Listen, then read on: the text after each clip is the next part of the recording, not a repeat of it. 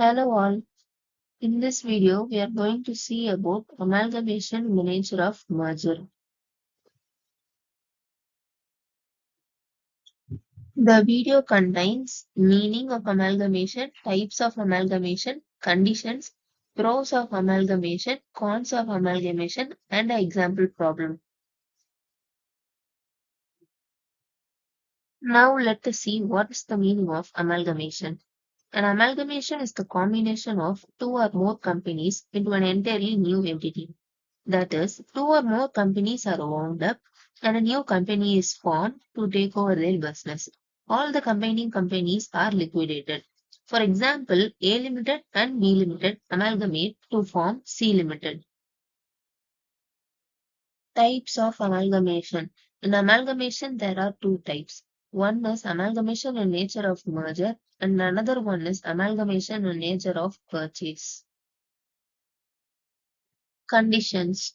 According to AS 14 on accounting for amalgamation, the following conditions must be satisfied for an amalgamation in the nature of merger. After amalgamation, all the assets and liabilities of the transferor company becomes the assets and liabilities of the transferee company.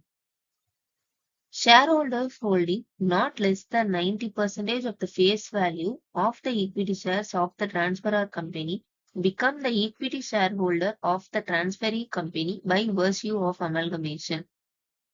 The business of the transferor company is intended to be carried on after the amalgamation by the transferee company. Purchase consideration should be discharged only by the issue of equity shares in the transferee company, except that cash may be paid in respect of any fractional shares. No adjustments are required to be made in the book values of the assets and liabilities of the transferor company when they are incorporated in the financial statement of the transferee company. If any one of the condition is not satisfied in the process of amalgamation, it will not be considered as amalgamation in the nature of merger. Now we can see what are the pros of amalgamation. Combining two companies to form a completely new entity with better resources and a stronger base will improve the competitiveness of the organization in the market. This process also helps the companies to save on taxes. Amalgamation helps all the companies involved to diversify their operations and get a wider reach in the market, which will also help to increase the customer base of the companies. Amalgamation can increase the economies of scale and has the potential to increase the shareholder value. Cons of amalgamation. As it has some advantages, it also have some disadvantages too. We can see what are the disadvantages of amalgamation. The process of amalgamation can sometimes concentrate too much power into a monopolistic firm, which may ultimately lead to increase in the debt load of the new entity. When two companies combine together, there is a chance that a lot of employees that do not meet the new requirements and conditions are asked to leave their position, which may lead to a few job losses.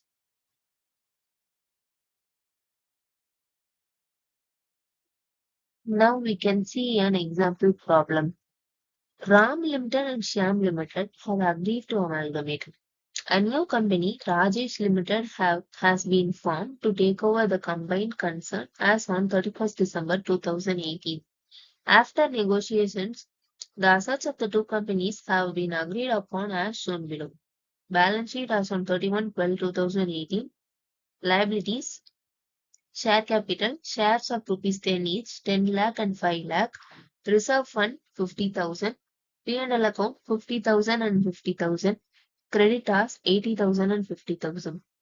Assets, land and building 5 lakh and 3 lakh. Plant and machinery 2 lakh and 2 lakh 50,000. Goodwill 50,000. Furniture 1 lakh 10,000. Stock 1 lakh 50,000 and 20,000. Debtors 1 lakh 20,000, 20,000. Bank 50,000 and 10,000. Prepare the balance sheet of Rajesh Limited, assuming the entire purchase price is paid off in the form of equity shares of rupees 100 each in Rajesh Limited. The amalgamation is in the nature of merger. Solution for the above problem. To find out the purchase price under net asset method, the total value of external liability is deducted from the total value of assets. For RAM Limited, the total value of assets are 11 lakh 30,000. From that, the external liability valued 80,000 is deducted, so that it is 10 lakh 50,000. For Shyam Limited, total value of assets are 6 lakh 50,000. From that, external liability valued 50,000 is deducted. So the answer is 6 lakh. From this, the purchase price is 16 lakh 50,000. From that purchase price, the equity share capital of RAM Limited and Shyam Limited are deducted. For RAM Limited, it is 10 lakh, and for Shyam Limited, it is 5 lakh. From that, we get the loss that is to be adjusted in the existing reserve. Now, balance sheet as on. Equity share capital 16 lakh 50,000. Reserves and P&L that is adjusted in the existing reserve is nil. Credit as 1 lakh 30,000.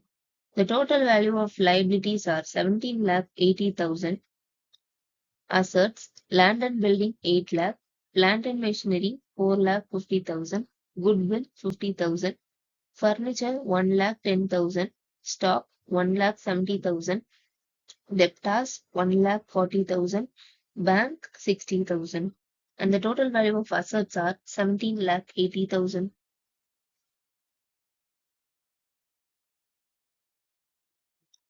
Thank you all.